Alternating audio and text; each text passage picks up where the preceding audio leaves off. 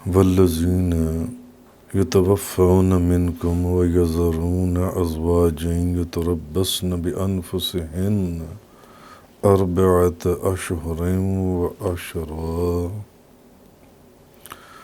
اور جو لوگ فوت ہو جائیں تم میں سے اور چھوڑ جائیں بیویاں، تو وہ بیویاں انتظار کریں 4 مہینے اور 10 دن۔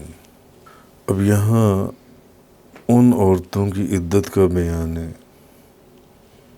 جن کی خاوند فوت ہو جائیں اور وہ حاملہ نہ ہوں۔ کون سی عورتیں؟ جن کے خاوند فوت ہو جائیں اور وہ حاملہ نہ ہوں، ان عورتوں کی عدت کا بیان ہے۔ والذین یتوفون منکم ویذرون ازواجا یتربصن بانفسہن اربعۃ اشہر وعشرا، اور وہ حاملہ نہ ہوں جن کے شوہر فوت ہو جائیں، کیونکہ حاملہ کی جو عدت ہے وہ وضع حمل ہے، یعنی جس وقت وہ عورت بچہ جنے گی اس کی عدت ختم ہو جائے گی، اس کی عدت ختم ہو جائے گی۔ حاملہ کی جو عدت ہے وہ کیا ہے؟ وضع حمل، کہ جب وہ بچہ جنے گی،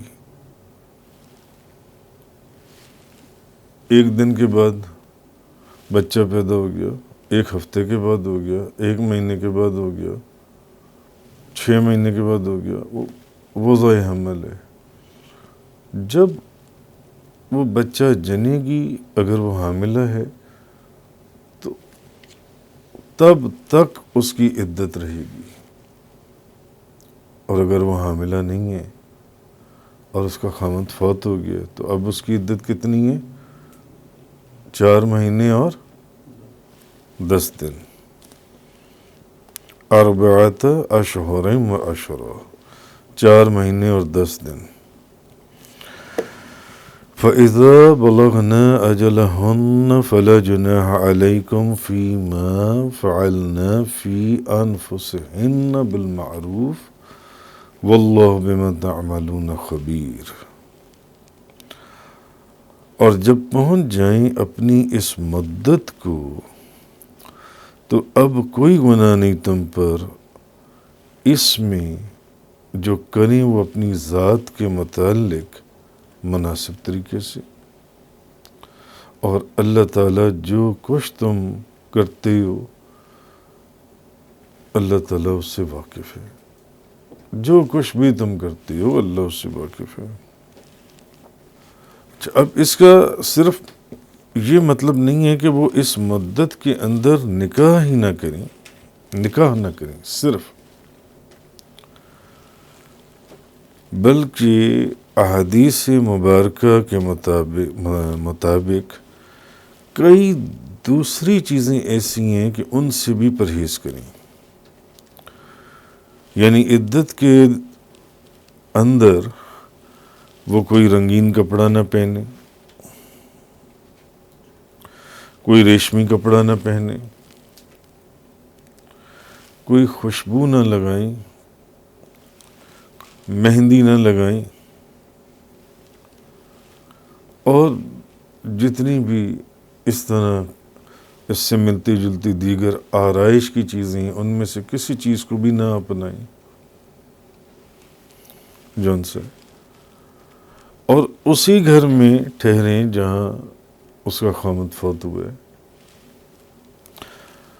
ماں سوائے کہ کوئی بہت ضروری کام ہو تو اب وہ گھر سے نکل سکتی ہیں، مگر رات پھر اسی گھر کے اندر گزاریں، اور عدت کے اندر جب تک وہ عدت کے اندر موجود ہیں آگے نکاح کی کسی سے بات چیت نہ کریں، عدت کے دوران کوئی نکاح کی نئی بات نہ چلائیں، نہ شروع کریں. ولا جناح علیکم فیما عرضتم به من خطبۃ النساء او اکننتم فی انفسکم، اور کوئی گناہ نہیں تم پر اس بات میں کہ اشارے سے نکاح کا پیغام دے دو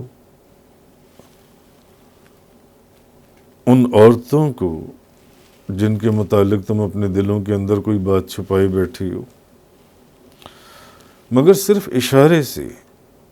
اشارے کا فرمایا گیا. کیونکہ ابھی وہ عورتیں عدت کے اندر ہیں. علم اللہ انکم ستذکرونہن ولکن لا تواعدوہن سرا الا ان تقولوا قولا معروفا ولا تعظموا عقدۃ النکاح حتی یبلغ الکتاب اجلہ واعلموا ان اللہ یعلم ما فی انفسکم فاحذروا وَاعْلَمُوا أَنَّ اللَّهَ غَفُورٌ حَلِيمٌ. کیونکہ اللہ تعالیٰ جانتا ہے تم ضرور ان کا ذکر کرو گے، البتہ وعدہ نہ لینا ان سے خفیہ طور پر بھی، چھپا کر. شریعت کے مطابق کوئی بات اور نہ پکی کر لو نکاح کی گرہ یہاں تک کہ اس کی عدت پوری نہ ہو جائے، یہاں تک کہ وہ پہنچ جائے عدت اس کی اپنی پوری انتہا پر، اس کی عدت پوری ہو جائے. وَاعْلَمُوا أَنَّ اللَّهَ يَعْلَمُ مَا فِي أَنفُسِكُمْ، وہ جان لو کہ یقیناً اللہ جانتا ہے جو تمہارے دلوں میں ہے. فَاحْذَرُوا وَاعْلَمُوا أَنَّ اللَّهَ غَفُورٌ حَلِيمٌ، اس سے ڈرتے رہو اور جان لو کہ بے شک اللہ تعالیٰ بہت بخشنے والا اور حلم والا ہے. اچھا، اب مسلمانوں کو حکم یہ دیا جا رہا ہے کہ عدت وفات گزارنے والی عورت سے صراحتاً نکاح کا تذکرہ نہیں کرنا، کہ جب تک وہ عورت عدت میں ہے اس سے نکاح کی بات جون سی ہے.